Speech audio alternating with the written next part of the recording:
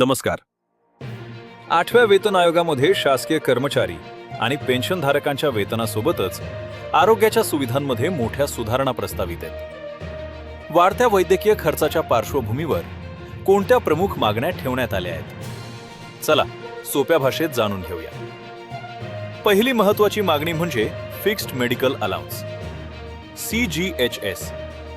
केंद्र नसलेल्या भागातील पेन्शनधारकांना सध्या दरमहा अवघा 1,000 रुपये वैद्यकीय भत्ता मिळतो. औषधांचं वाढते भाव लक्षात घेता हा भत्ता थेट 3,000 ते 5,000 रुपये प्रति महिना करण्याची जोरदार शिफारस करण्यात आली आहे. दुसरी मागणी म्हणजे CGHS योजनेचा विस्तार. टियर 2 आणि टियर 3 शहरांमधील जास्तीत जास्त नामांकित खासगी रुग्णालये CGHS पॅनलवर जोडली जावीत आणि आपत्कालीन परिस्थितीत कर्मचाऱ्यांना विनाअडथळा 100% कॅशलेस उपचार मिळावेत यावर भर दिला जाते.